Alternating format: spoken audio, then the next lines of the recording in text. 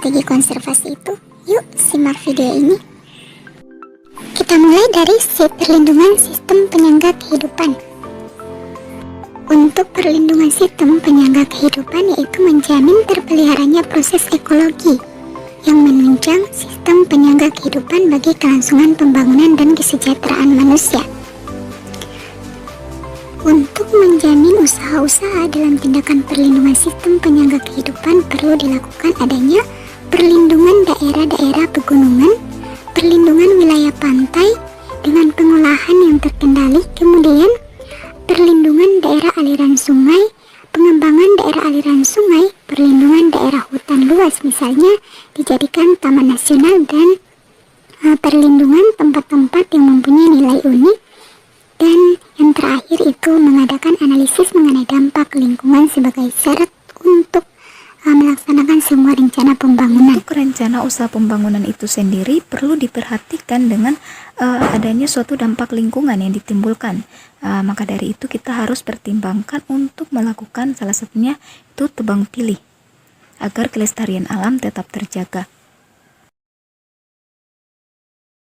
Keanekaragaman jenis tumbuhan dan satwa yaitu dengan menjamin terpeliharanya keanekaragaman sumber genetik dan tipe-tipe ekosistemnya, sehingga mampu menunjang pembangunan ilmu pengetahuan dan teknologi, memungkinkan kebutuhan manusia yang menggunakan sumber daya alam hayati bagi kesejahteraan.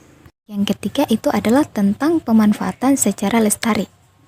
Secara lestari, sumber daya alam hayati merupakan suatu usaha pembatasan atau pengendalian dalam pemanfaatan sumber daya alam hayati sehingga pemanfaatan tersebut dapat dilakukan secara terus-menerus di masa mendatang dengan tetap menjaga keseimbangan ekosistemnya.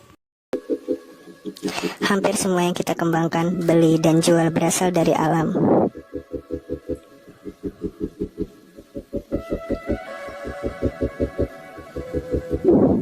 Semakin cerdas kita menggunakan sumber daya alam dan semakin baik sistem yang kita buat untuk distribusi yang adil, maka semakin berkelanjutanlah kita. Salah satu cara untuk berkontribusi dalam distribusi yang adil adalah lebih memahami apa yang kita beli dan bagaimana barang itu diproduksi. Sebuah bola adalah contoh yang baik. Benda ini telah melalui perjalanan jauh sebelum sampai ke permukaan bumi. Pertama, bahan-bahannya. Lalu mereka mencetak logonya di tempat lain, sebelum negara ketiga menjahit dan menyatukannya semuanya. Sebuah bola dapat melihat seluruh dunia sebelum ia memasuki gawangnya. Perjalanan ini mengikat kita semua. Jika kita menang untuk masa depan yang berkelanjutan, kita harus menggunakan aturan yang adil yang berlaku untuk semua orang. Kemajuan sosial. Kita sebagai manusia adalah bagian dari alam, tetapi kita juga merupakan sumber yang penting, sama halnya seperti air, hutan, dan matahari. Kita memiliki pikiran yang dapat menciptakan benda-benda paling indah dan kreatif. Tetapi supaya kita bisa menjadi versi diri kita yang lebih baik, ada beberapa hal yang harus terpenuhi, seperti kesempatan yang sama untuk mendapatkan pendidikan, keamanan, pangan, dan obat-obatan. Ini memberikan peluang bagi kita manusia dan juga untuk planet. Kita hanya harus memikirkan cara-cara baru. Ketiga, kita harus bekerja sama. Itu adalah pembangunan berkelanjutan. Dan sebenarnya ada rencana untuk ini. Semua negara di Perserikatan Bangsa-Bangsa telah menyetujui rencana bersama untuk pembangunan berkelanjutan. Air adalah sumber daya alam yang sangat penting bagi kita manusia. Rata-rata manusia menggunakan air 300 liter sampai 380 liter air setiap hari, atau setara dengan 16 sampai 20 galon air minum. Syukurlah manusia tinggal di bumi di mana 2/3 permukaan bumi tertutup oleh air yang sangat penting bagi kita. 2,5% terdiri dari air tawar dan 1% air yang bisa diakses oleh manusia.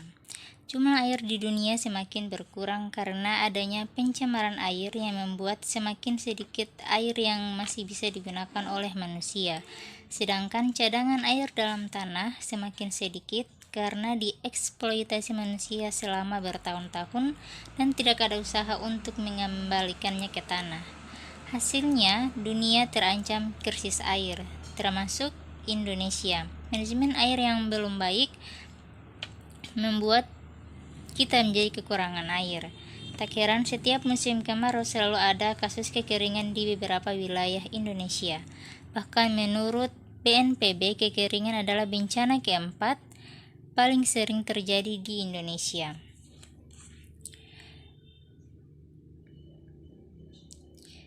Dalam Jawa dan Nusa Tenggara mengalami defisit air sejak tahun 1995.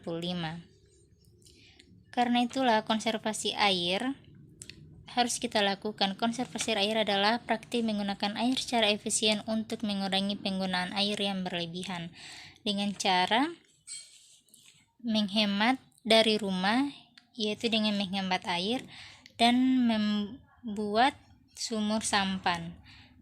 Juga menggalakkan konservasi dengan cara menyampaikannya agar semua orang sadar bahwa pentingnya konservasi air, agar semua orang mulai mengubah gaya hidupnya. Air adalah sumber daya alam yang penting bagi manusia, bukan hanya untuk kehidupan, namun untuk anak cucu